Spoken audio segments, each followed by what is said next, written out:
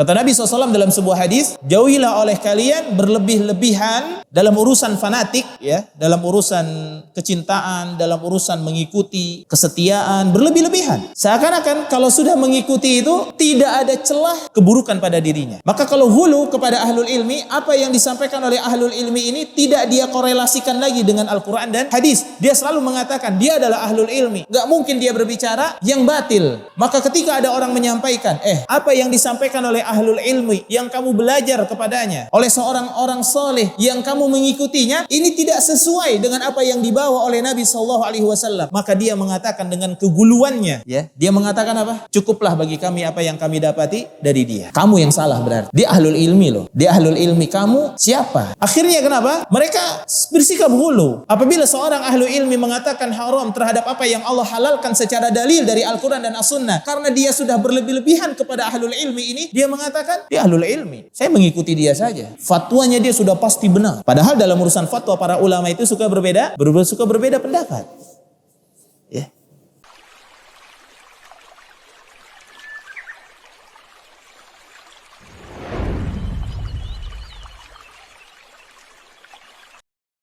Assalamualaikum warahmatullahi wabarakatuh. Innal hamdalillah nahmaduhu wa nasta'inuhu wa nastaghfiruh wa na'udzu billahi min shururi anfusina wa min sayyiati a'malina. Innahu man yahdihillahu fala mudilla lahu wa man yudlil falan tajida lahu waliyyan mursyida. Asyhadu an la ilaha illallah wahdahu la syarika lah wa asyhadu anna Muhammadan abduhu wa rasuluh. Arsalahu bil huda wa dinil haqq liyudhhirahu 'ala ad-dini kullih walau karihal kafirun walau karihal musyrikun wa kafa billahi syahida. Allahumma salli wa sallim wa barik ala nabiyyina Muhammadin wa ala alihi wa ashabihi wa man ihtada bihadyihi wastanna bi sunnatihi wa qatafa ala atharihi ila yaumil jam'i wad din.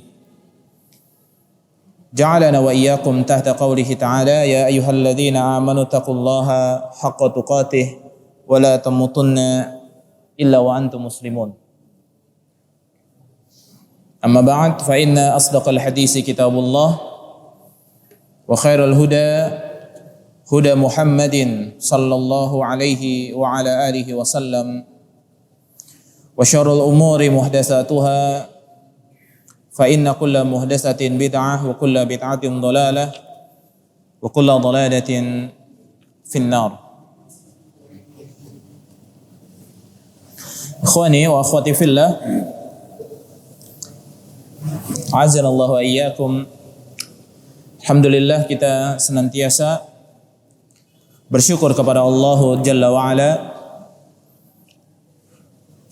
Kembali Allah mempertemukan kita pada hari ini dalam kajian rutin kita dari kitab Masail Jahiliyah, tradisi-tradisi kejahiliahan dalam bentuk pemahaman dan juga perbuatan-perbuatan yang menyimpang daripada agama Allah Subhanahu wa taala yang banyak dari hamba-hamba Allah yakni manusia mengikuti dan juga lebih condong kepadanya karena hati dan akal mereka diliputi dengan godaan-godaan syaitan yang senantiasa menyimpangkan manusia dari jalan Allah. Ketika kita baru masuk ke dalam Islam, ketika Allah perintahkan kepada kita, ya ayyuhalladzina amanu udkhulu fisilmi kafah wa la tattabi'u khutuwati syaitan innahu lakum aduwwum mubin. Ketika pertama kali kita diperintahkan oleh Allah masuk ke dalam Islam secara kafah, secara sempurna, secara benar, karena kenyataannya banyak orang yang masuk Islam tetapi tidak benar dalam pijakannya. Mereka tidak berakidah dengan akidah yang salimah, akidah yang lurus. Mereka juga tidak beribadah di atas as-sunnah Nabi sallallahu alaihi wasallam. Kemudian banyak juga di antara mereka yang tidak memiliki akhlak al-karimah. Sehingga keislaman mereka tidak sempurna. Yakni mereka hanya mengakui diri mereka sebagai seorang muslim, tetapi mereka tidak mengikuti ajaran-ajaran Islam dan menerimanya secara lapang dada dengan hatinya. Karena karakter seseorang dalam menerima agama dan ajaran agama ini ada dua. Allah mengatakan di dalam Al-Quran, apabila Allah Subhanahu wa ta'ala ingin memberikan kebaikan kepada seorang hamba, ingin memberikan hidayah kepada seorang hamba, yashrah sadrahu lil Islam, maka Allah akan bukakan hatinya itu untuk menerima semua ajaran-ajaran Islam. Imma apakah ajaran-ajaran itu sesuai dengan hatinya, keadaan hatinya, sesuai dengan kebutuhan dirinya, yang cocok dengan keadaan hidupnya, ataukah syariat Islam itu tidak cocok dengan keadaan hidupnya yang sedang dia jalani. Karena permasalahan jahiliyah yang terbesar juga adalah seseorang yang mengatakan bahwa benar dan salah itu sesuai dengan hawa nafsunya. Dia mengatakan bahwa syekh ini, ulama ini, ustadz ini benar dan saya menjadi pengikutnya. Karena apa yang dikatakan oleh syekh ini, syekh fulan atau ulama fulan atau ustadz fulan, itu sesuai dengan keadaan dirinya dan hawa nafsunya. Syekh ini mengatakan ini benar, ini boleh. Ya, maka kemudian dia mengikutinya karena memang sesuai dengan hawa nafsunya. Tapi ketika seorang syekh atau seorang ulama atau seorang ustadz mengatakan sesuatu bahwa apa yang dilakukan oleh dia menyimpang daripada ajaran Allah, tidak boleh, maka kemudian hatinya itu menolak. Maka orang yang Allah berikan kepada mereka hidayah, yasrah sadrahu lil Islam, maka Allah akan berikan hatinya itu senantiasa apa? Lapang dan menerima agama Allah Subhanahu wa ta'ala. Apabila dia belum bisa melakukannya, dia menerima dengan sebaik-baiknya. Apabila dia masih melakukan hal-hal yang diharamkan oleh Allah Subhanahu wa ta'ala, dia terima bahwa ini adalah haram. Walaupun dia masih suka dengan hal tersebut, masih berkecimpung dengan hal tersebut, tapi dia berusaha maksimal untuk meninggalkannya.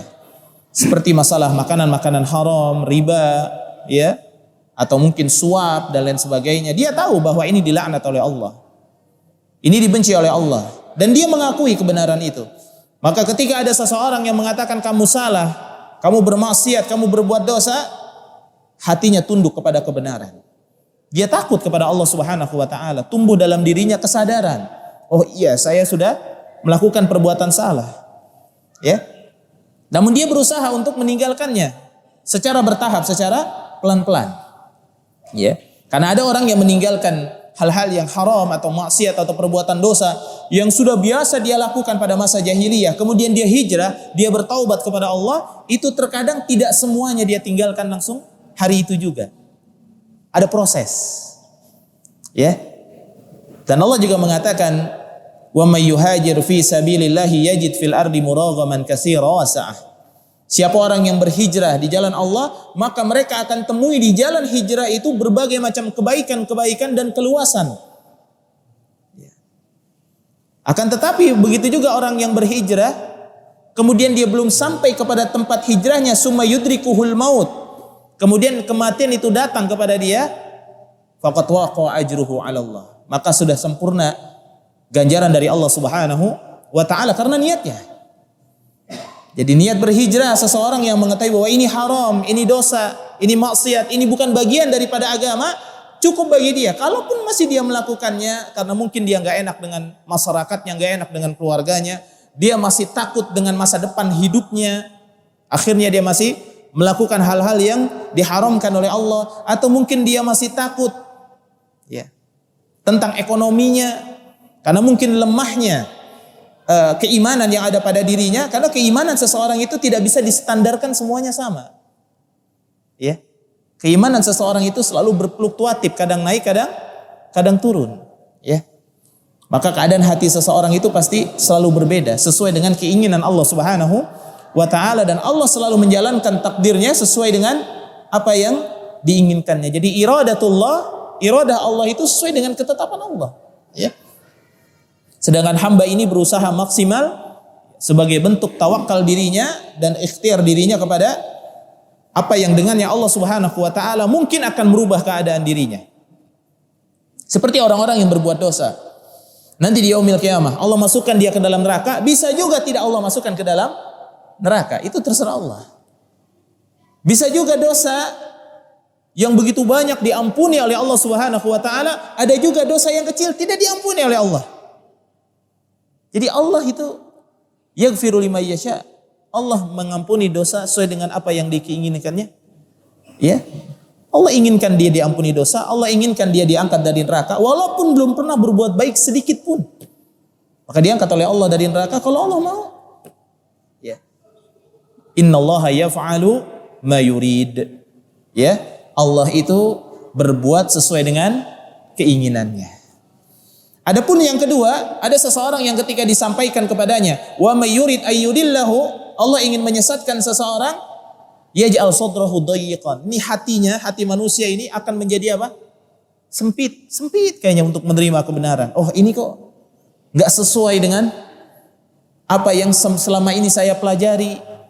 Ya. Akhirnya dia lebih bukan mencari kebenaran tapi malah mencari apa? Pembenaran. Dicarilah dalil-dalil yang menurut pandangan dirinya setuju dengan apa yang mereka lakukan. Ini permasalahan yang sangat berat dan ini bagian daripada kejahiliahan.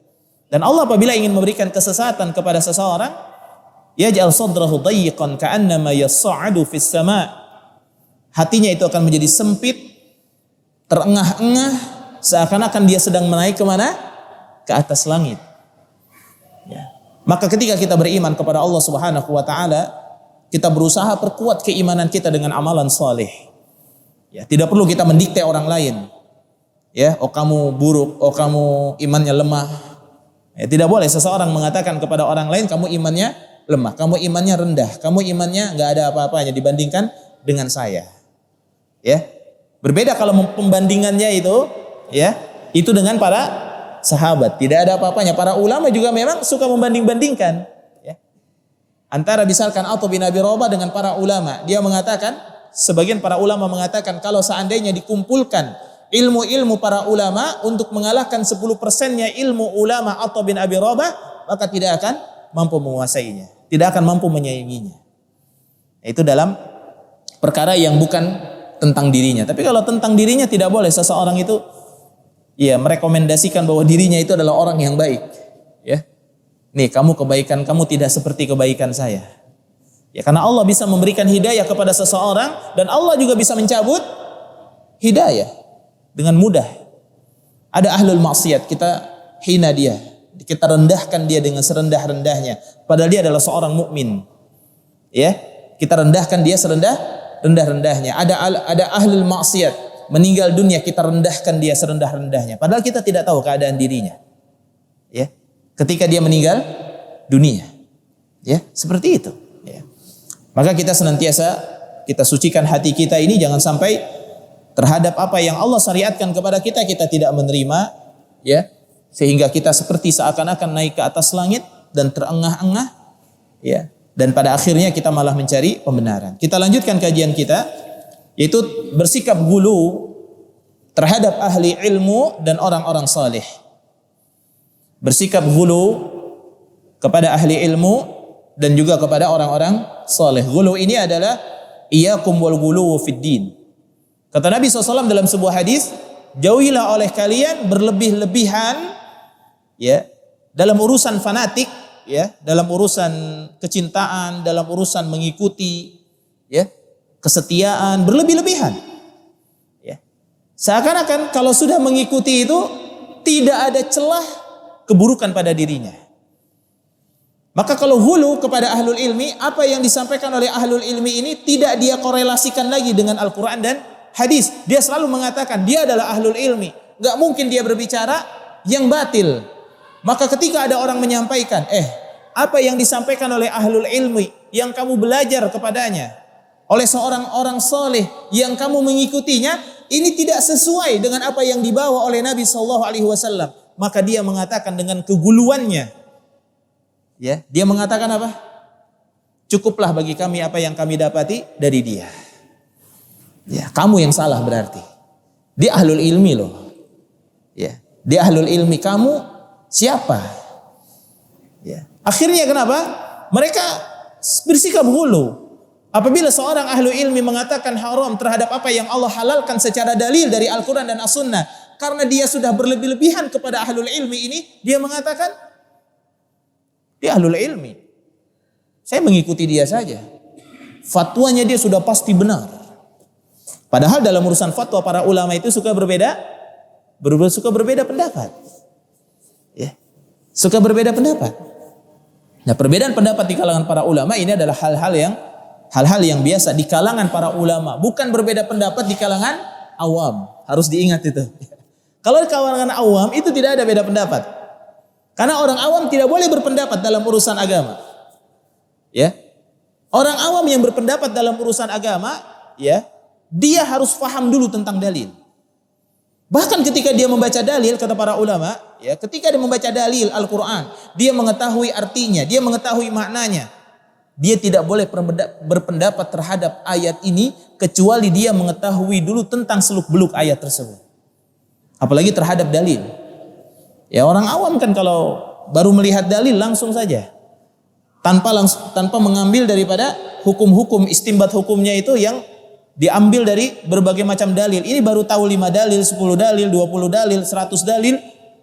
Fatwanya sudah mengalahkan, pendapatnya sudah mengalahkan ulama yang hafalnya 100.000 dalil. Yang hafalnya jutaan dalil. Bahkan untuk membenarkan perbuatan dia hina itu para ulama yang sudah menghafal jutaan dalil. Bahkan dengan hinanya mereka mengatakan, ulama itu mah gak ada apa-apanya. Yang namanya ulama, yang namanya syekh itu hanya ngurusin urusan ibadah, hanya ngurusin urusan waris, hanya ngurusin urusan sholat, urusan haid, urusan nifas. Tapi mereka nggak tahu tuh tentang yang namanya politik. Ini orang-orang yang biasa berdemonstrasi, ya, itu mereka mengatakan para ulama itu nggak ngerti ilmu waqi. Ilmu waqi itu nggak ngerti. Makanya mereka mah setuju-setuju aja udah. Ya, mereka nggak banyak bicara, mereka nggak turun ke jalanan, mereka nggak berteriak-teriak, ya, kepada penguasa, kepada pemimpin. Mereka tidak berteriak-teriak. Mereka diam-diam saja. Mereka lebih baik memberikan nasihat dengan cara yang baik. Ulama apa itu? Ya, akhirnya pendapat mereka seperti itu. Ya, waliyadzubillah. Padahal para ulama ketika ingin menetapkan sesuatu ditimbang dulu, ya, daripada Al-Quran dan As-Sunnah Nabi SAW dan bagaimana pemahaman para sahabat. Maka bersikap hulu kepada ahlul ilmi dan juga kepada orang saleh adalah bagian daripada kejahiliahan yang sangat berbahaya. Akhirnya umat ini tidak mau belajar ilmu. Masalahnya akhirnya nggak mau belajar ilmu dia. Karena kenapa? Sudah cukup bagi dia ada ahlul ilmi. Misalkan satu contoh, si A, dia sudah belajar dengan ahlul ilmi si B.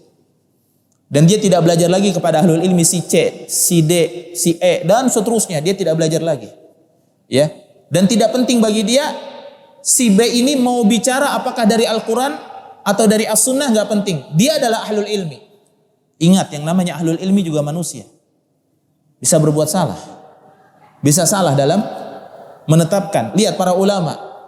Ya, para ulama saja ketika mengistimbatkan hukum bulan ini. Begitu dia menemukan lagi dalil yang lain, dia langsung menghapuskan daripada apa yang sudah dia keluarkan pendapat tersebut. Ya, karena ada yang lebih ada penguatnya. Seperti itu, lebih dianalisa. Karena dalam urusan agama ini, ya, tidak ada di antara kita yang melebihi daripada pintarnya semua manusia. Pokoknya udah saya lebih pintar daripada semua manusia. Karena Allah mengatakan wa fawqa dzi ilmin alim. Ya, dan sesungguhnya setiap ada orang-orang yang berilmu, ada yang lebih berilmu. Ya. Taib, saudaraku sekalian dirahmati oleh Allah Subhanahu wa taala. Maka seseorang yang bersikap hulu berlebih-lebihan kepada para ulama atau kepada ahlul ilmi, mereka jadi tidak mau menuntut ilmu. Karena cukup bagi mereka kalau ada masalah agama tanya aja sama ulama, udah beres. Ya. Apalagi dia bertemannya dengan ahlul ilmi. Gak penting bagi dia menghafal hadis. Gak penting dari dia mengetahui dari mana seseorang itu ulama tersebut atau ahlul ilmi ini menetapkan satu perkara. Padahal Abu Hanifah mengatakan apa? Tidak boleh seseorang berpendapat dengan pendapatku kecuali dia tahu dari mana aku berpendapat. Gak boleh tuh ngambil yang namanya apa? pendapat-pendapatnya para ulama madhab, kecuali mengetahui dari mana ulama madhab ini mengambil istinbat hukum ini. Ada pendalilannya, ada sisi-sisi pendalilan, ya. Ada muqaranahnya, ada macam-macamnya semua, sehingga disatukan menjadi sebuah istinbat hukum yang jelas, ya. Nah seperti itu. Jadi kalau sudah berlebih-lebihan ini memang sudah bahaya, ya. Pokoknya apa yang antum sampaikan semuanya benar aja Ustaz, ya. Ane mah ngikut aja. Karena ane orang awam. Akhirnya enggak mau belajar. Ya. Disampaikan ini antum harus begini. Ya. Ini sudah jadi tradisi dan budaya kaum. Udah, antum ikutin aja. Oh gitu Ustaz ya. Ini menurut siapa nih? Menurut ane, udah ikutin aja. Oh ya. Kalau udah menurut ente mah insyaallah dah ane mah ikut aja. Masya Allah. Enggak boleh begini. Ya, enggak boleh. Karena manusia itu selalu diliputi dengan hawa nafsu. Ya, bisa jadi ada keuntungan dirinya, ada keuntungan yang diambil oleh dirinya dari orang yang bertanya kepada dia. Misalkan ada dia meminjam uang, atau dia membagi sebagian daripada penghasilannya, atau dia ketika mau bertanya tentang masalah bisnisnya, dia kasih dulu Ustadz ini misalkan sebagian daripada apa? Rizkinya misalkan. Ya Ustadz, ini alhamdulillah ini usaha ini udah lancar sekarang. Ane mau nanya sama antum tentang masalah usaha ini. Ya, alhamdulillah ane ada rezeki dulu nih, ya. Nanti kalau ada kesusahan nanti ngomong aja sama ane insyaallah, ya. Dan nanti sebagian dari usaha ane ini ane akan kasih ke antum. Ya, insyaallah buat dakwah Ustaz. Ya. Nah, ketika menjawab akhirnya waliyadzubillah kadang-kadang manusia itu ada terbesit hawa nafsunya. Wah, ini bagus juga ya. Maka ketika ditanya, "Ane bisnis online begini, Ustaz. Akadnya begini." Wah udah itu udah bener ya udah. Bagus itu udah. Ya. Langsung apa? Dibagus-bagusin. Ya. Atau mungkin ada yang menguntungkan dirinya. Ya. Ada yang mau beli rumah nih Ustaz tapi belinya begini dengan cara seperti ini. Ya. Karena dia sedang membutuhkan uang tersebut akhirnya oh udahlah kasih aja nggak apa-apa udah. Cara begitu udah bagus itu. Ya. Udah nggak penting lagi buat dia tentang halal dan haram. Nah ini bahayanya hati manusia itu memang selalu condong kepada kehidupan dunia. Bahkan kata Nabi SAW, 2 ekor serigala yang kelaparan dikirim kepada domba-domba itu jauh lebih tidak berbahaya daripada apa? Min hirsil insani alal mal. Rakusnya manusia kepada apa? Kepada harta. Waliyadzubillah. Kita berlindung kepada Allah daripada kerakusan dan ketamakan. Ya. Dan kita selalu minta kepada Allah Subhanahu wa ta'ala dalam setiap zikir pagi dan petang. Ya. Baik, saudara sekalian yang dirahmati oleh Allah Subhanahu wa ta'ala. Jadi akhirnya ini manusia ini bodoh terus, ya. Enggak mau menuntut ilmu. Bergaulnya sama orang alim udah lama. Bertahun-tahun. Jalan sama ustadz udah lama dia, ya. Tapi apa hadis arba'in hafal juga enggak. Ya. Ya, 100 hadis populer lah yang pendek-pendek ya, yang pendek-pendek 100 hadis populer. Ya, sekarang banyak dipelajari, dihafalkan di sekolah-sekolah. Ya, nggak paham dia. Ya, karena kenapa? Ada masalah, tanya aja langsung WA, beres urusan. Jadi nggak mau belajar. Ya, kemudian tidak ada keinginan untuk, oh ini dari mana pendalilannya. Nah, seperti itu. Ya, maka apabila kita bertanya tentang perkara agama, pastikan bahwa orang yang menjawab pertanyaan tentang agama kita itu diiringi dengan apa? Dalil. Karena yang berhak menjawab pertanyaan tentang agama adalah Al-Quran dan As-Sunnah di atas pemahaman yang lurus, yakni para sahabat. Tidak boleh perkara agama ini dijawab dengan logika. Sekarang orang untuk memajukan logikanya belajar tentang filsafat. Ya, akhirnya bicara tentang akidah pun pakai filsafat. Saya bertemu dengan orangnya, saya tanya, antum berbicara seperti itu tentang ini, tentang ulama ini, tentang ini. Kitabnya dari mana? Oh rupanya dia baca kitabnya itu dari ulamanya dia. Bukan daripada kitab aslinya. Ana tidak menemukan dalam Majmu'atul Fatawa, dalam ini, seperti ini enggak ada. Iqtida tidak ada. Akidah wasitiyah enggak ada. Begitu juga Syiar Alamun Nubala enggak ada. Kok kenapa begini? Oh ini saya bacanya dari ini. Antum cek aja nanti di buku ini, di buku ini. Lah itu mah ulama antum yang bikin. Ya. Dia yang bikinnya ulama filsafat juga. Ya sudah akhirnya apa? Masalah dalam masalah hukum, ya. Ya. Makanya kita harus lebih selektif, apalagi salah satu tanda daripada hari kiamat tersebarnya pena. Paham tersebarnya pena? Ya tersebarnya pena, banyak buku di mana-mana, orang menulis seenaknya mereka, buat semuanya. Ya. Dibuat sama mereka semua tulisan. Ya. Yang penting judulnya bagus. Ya. Yang penting laku di mana? Di Tokopedia. Yang penting laku di Shopee, sesuai dengan hati manusia. Ya. Buatlah judul-judul yang kira-kira itu apa? Orang itu jadi pada beli. Ya, Tuhan itu enggak ada. Dibuatlah judul ya. Ya seperti itu. Ya. Macam-macam. Akhirnya orang berpendapatnya macam-macam. Ada lagi kan ya pendapat baru apa? Bahwa salat itu tidak ada di dalam apa? Di dalam hadis. Ya, di dalam Al-Qur'an ya. Bahwa salat yang 5 waktu tidak ada di dalam Al-Qur'an, ya. Ya pendapat yang begini hal-hal yang wajar ya. Kalau memang orang itu belajar mereka dari filsafat ya wajar ya. Ya kalau belajar mereka secara liberal perkara agama, tidak belajar dari para ulama, ya wajar mereka punya pendapat-pendapat yang demikian. Jangankan zaman sekarang, zaman Rasul saya sudah ada. Ya, zaman Rasul aja orang yang punya pemahaman begini saja sudah ada. Zaman para sahabat saja sudah ada. Padahal Rasul dan sahabat belum meninggal, masih ada di sisi mereka. Rasul saja dibantah oleh dia, padahal dia seorang yang sudah masuk ke dalam Islam. Ya. Ada kan di kalangan orang munafik yang membantah Nabi, kalangan orang fasik yang membantah Nabi sallallahu alaihi wa ala alihi wasallam. Ya. Maka jangan kita memiliki sifat ghulu dalam beragama. Karena kata Nabi sallallahu alaihi wasallam, "Iyyakum wal ghulu fid din." Jauhilah oleh kalian berlebih-lebihan dalam beragama. Ini dalam beragamanya. Apalagi kepada orang-orang yang beragama seperti ahlul ilmi atau orang-orang soleh. Apa perbedaan ahlul ilmi dengan orang soleh? Ada perbedaannya ya, jauh ya. Kalau orang soleh adalah ahlul ibadah. Ibadahnya itu bisa lebih tinggi daripada ibadahnya para ulama, lebih banyak orang soleh ini. Ya, orang soleh ini beribadah dia lebih banyak. Sedangkan para ulama dia mungkin salat malamnya tidak seperti salat malamnya orang soleh, karena ulama harus menulis buku, harus memfatwakan sesuatu, harus mengumpulkan pendalilan, ya, harus menyelesaikan permasalahan umat, harus berdakwah, harus menyampaikan kebenaran. Ya, seperti itu. Sedangkan orang soleh ya dia hanya beribadah kepada Allah Subhanahu wa taala. Kemudian karena orang ini tampilannya soleh, ibadahnya soleh, dikenal soleh di kalangan masyarakatnya, kebanyakan masyarakat terjebak bertanya tentang perkara agama kepada orang soleh. Nggak ada dalilnya itu dalam Al-Quran dan hadis. Kalau bertanya tentang agama, tanya sama orang soleh. Nggak ada. Karena soleh itu adalah pribadi semuanya. Orang yang sholat itu orang yang soleh. Man amila salihan. Siapa orang yang beramal soleh? Kita sholat ya.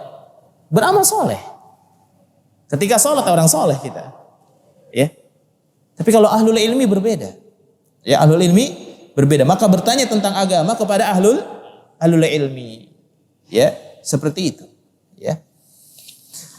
Kalau permasalahan agama ini yang kira-kira bisa jatuh kepada kesyirikan, kemudian jawaban daripada ahlul ilmi ini kurang pas pendalilannya dan kita mengetahui dari ulama lain pendalilan yang lain, ya kita ambil yang lebih rajih dalam perkara ini. Ya, seperti tentang masalah misalkan isim, wafak, raja-raja, ya, dikatakan oleh sebagian para ulama tidak jadi masalah, ya, selama di dalamnya itu adalah tidak mengandung kesyirikan, yakni tulisannya adalah tulisan Al-Quran misalkan. Ya, ada lagi sebagian para ulama tauhid mengatakan tidak boleh. Ya, jauhi hal yang seperti itu. Kenapa? Nanti bergantung kepada selain daripada Allah secara berlebihan walaupun di dalamnya terdapat ayat-ayat Allah. Ya, karena ayat-ayat Allah yang ditulis di dalam sebuah benda. Ya. Ini saya menulis tulisan ini di ayat-ayat Allah. Ya, apakah saya berbuat syirik? Saya bersandar kepada tulisan ini? Kalau bersandar kepada ayat itu bersandar kepada Allah namanya. Karena kalamullah wallah. Al-Quran itu adalah Allah. Tidak bisa dipisahkan antara Allah dengan Al-Quran. Ya, karena Al-Quran itu kalamullah. Kalau orang memisahkan antara Allah dengan Al-Quran, nah ini jadi masalah. Ya. Ya. Berarti Al-Quran itu adalah selain daripada Allah. Ya, Al-Quran itu ya Allah. Ya, kalamullah ya Allah itu sendiri. Seperti perkataan kita ya kita. Ya. Taib. Ikhwatal kiram azanallahu wa iyyakum. Ya. Maka seseorang itu ketika berbicara tentang agama maka dia harus dengan dalil yang kuat, yang lebih rajih, ya. Mana yang lebih mendekatkan kepada kebenaran? Oh ini sudah kita tinggalkan saja. Oh ini sesuai, oh ini tidak sesuai. Ya. Ghulu dalam bahasa itu artinya melebihi batas. Ya. Melebihi batas. Kita mengikuti para ulama dengan batasan selama ulama tersebut berpijak kepada Al-Qur'an dan As-Sunnah, dalil. Itu saja.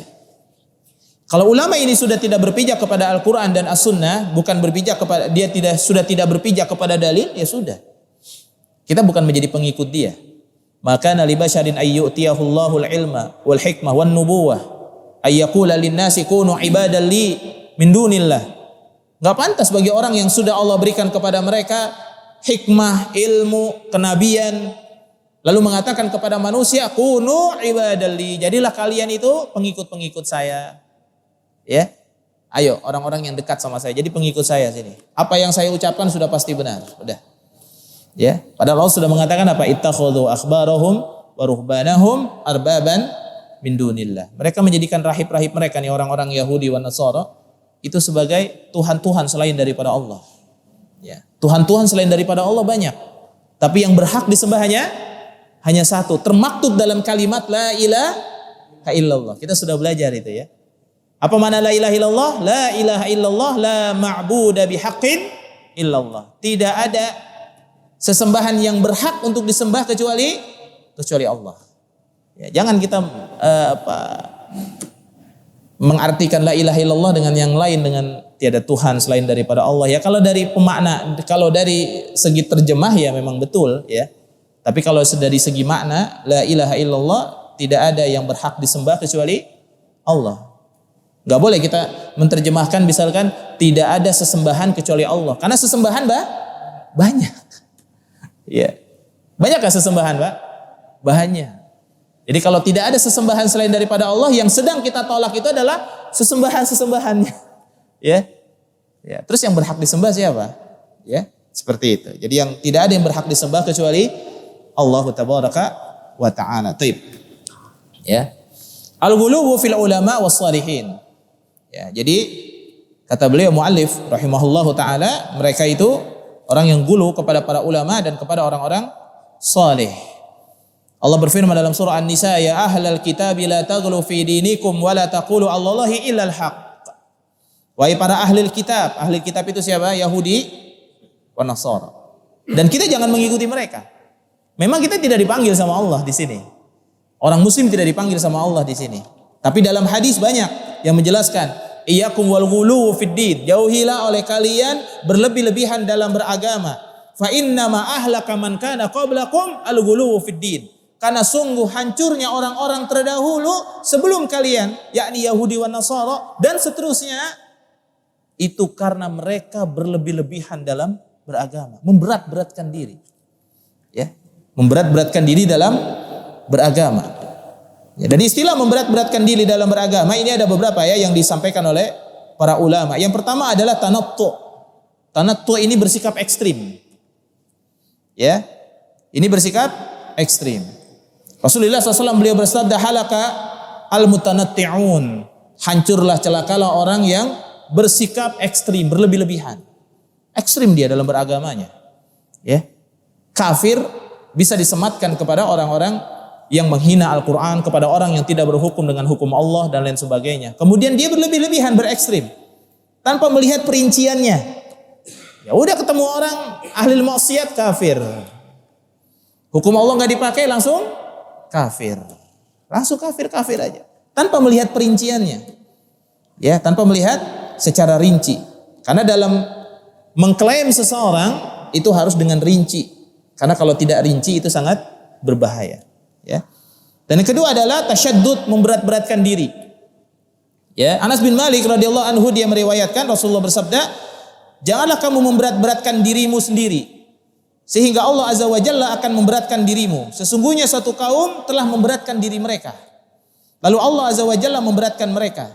Sisa-sisa mereka masih dapat kamu saksikan di dalam biara-biara dan rumah-rumah peribadatan mereka. Mereka mengada-adakan rohbaniyah. Rohbaniyah itu adalah sisi kerahiban. mendekatkan diri kepada Tuhannya. Padahal kami tidak mewajibkan atas mereka rohbaniyah. Nah, kalau seorang muslim rohbaniyahnya kapan, Pak? Pada saat salat malam. Ya. Pada saat salat malam, ya. Itu adalah kerahiban. Jadi dekatnya seorang muslim itu kepada Allah Subhanahu wa taala. Yang ketiga adalah i'tida, melampaui ketentuan syariat. Jadi melampaui batas ini ada melampaui ketentuan daripada syariat, ya. Yang keempat adalah takalluf, memaksa-maksakan diri. Ya, memaksa-maksakan diri. Allah berfirman, katakanlah hai Muhammad, aku tidak meminta upah sedikit pun padamu atas dakwahku. Ya. Dan bukankah aku termasuk orang-orang yang mengada-adakan? Ya. Maka sikap-sikap yang seperti ini itu harus kita jauhi. Terlebih kepada orang-orang saleh yang kita atau orang-orang yang alim, lalu kemudian kita mengatakan semua apa yang dia ucapkan itu adalah benar. Ya, maka kita timbang semuanya dari Al-Quran dan Sunnah Nabi SAW. Jadi apabila kita menemukan ada satu amalan, ada satu ibadah yang dilakukan oleh seseorang atau oleh diri kita sendiri atau oleh masyarakat kita, ya, kita tanyakan apakah ibadah itu di atas dalil. Kalau tidak di atas dalil, walaupun ulama mengatakan ini benar, ikuti saja, tapi tidak berada di atas dalil, siapa yang mau ngasih pahala kita? Siapa yang mau ngasih syafaat? Siapa yang memberikan kebaikan kepada kita? Sedangkan pahala semuanya sudah terkumpul kepada Allah Subhanahu wa taala. Kalau orang beribadah bukan hanya mencari wajah Allah saja, tapi yang kedua harus sesuai dengan apa? Sunnah Nabi sallallahu alaihi wasallam. Oh, saya beribadah karena Allah, kok apa urusannya sama kamu? Gak usah ikut-ikutan. Saya mendekatkan diri sama Allah kok. Masa salah? Ya, saya pernah ceritakan ya, ada seorang yang salat Ibnu Musayyib melihat ada orang salat sebelum salat subuh itu 4 rakaat. Padahal hanya salat fajar itu berapa rakaat? 2 rakaat. Dikatakan kamu jangan salat 2 rakaat lagi, udah 2 rakaat aja cukup. Seorang ulama dibantah oleh orang awam. Dia mengatakan, apakah aku akan disiksa oleh Allah gara-gara salatku? Apa kata Ibnu Musayyib? Ya, kamu memang tidak akan disiksa oleh Allah dengan salatmu, tapi kamu disiksa oleh Allah karena menyelisihi sunnah Nabi sallallahu alaihi wasallam. Ya. Salat, berpuasa, beribadah sesuai dengan tuntunan Nabi sallallahu alaihi wasallam. Ya. Makanya di dalam Islam kita jauhi perkara-perkara yang baru, walaupun itu diusung oleh seorang ulama, diusung oleh seorang ustadz, diusung oleh seorang yang soleh. Kenapa? Kita bukan pengikut mereka, tapi kita adalah pengikut Nabi sallallahu alaihi wasallam. Kita tidak berlebih-lebihan, tapi kita menghormati para ahlul ilmi. Kita memuliakan mereka. Ya, kita memuliakan juga keturunan Nabi sallallahu alaihi wasallam. Ya, kita juga memuliakan orang-orang yang saleh. Kita muliakan sesuai dengan kaidah-kaidah akhlak yang diajarkan oleh Nabi sallallahu alaihi wasallam. Itu kita mengikuti Nabi. Ya. Tapi kalau mengikuti apa yang tidak ada dalil yang mereka lakukan, ya itu bukan kewajiban kita. Ya, itu bukan kewajiban kita. Karena sesungguhnya hancurnya orang-orang sebelum kita itu karena mereka berlebih-lebihan dalam beragama. Ya. Saudara sekalian dirahmati oleh Allah Subhanahu wa taala. Begitu juga kita lihat orang-orang Yahudi wa Nasara menjadikan selain daripada Allah sebagai Tuhan, ya, tempat untuk meminta lalu mereka sembah, itu awalnya itu karena berlebih-lebihan. Ya, karena mereka berlebih-lebihan. Adanya Lata, Uzza, Mana, Hubal, Suwa itu karena juga mereka orang-orang soleh yang begitu meninggal dunia berlebih-lebihan mereka cinta kepadanya.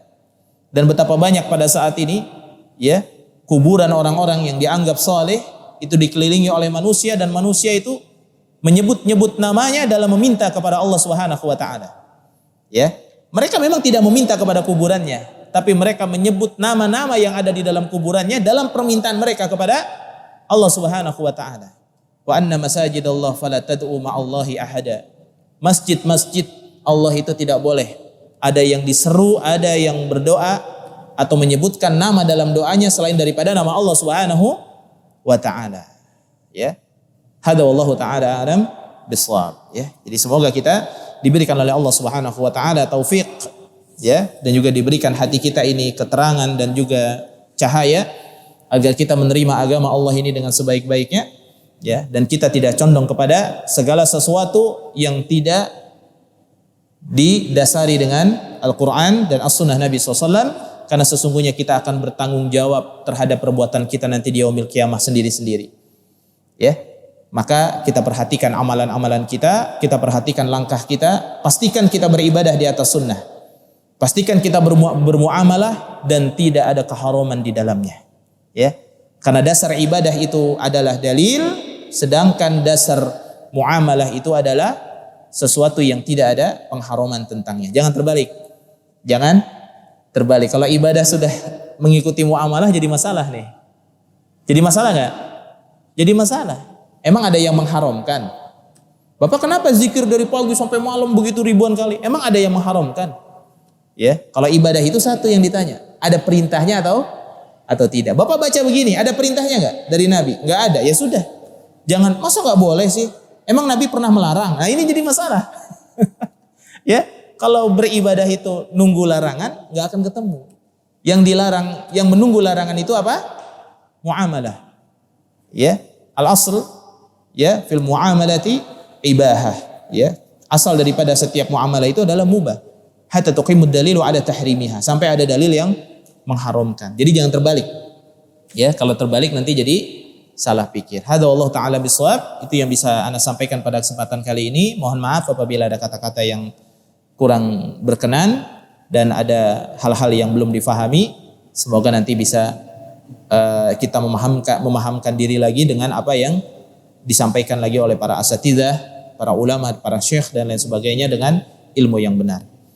Ya. Wassallallahu nabiyina Muhammadin wa ala alihi wa ashabihi wa sallim. Subhanakallahumma wa bihamdika asyhadu an la ilaha illa anta astaghfiruka wa atubu ilaik. Wa lafu minkum. Assalamualaikum warahmatullahi wabarakatuh.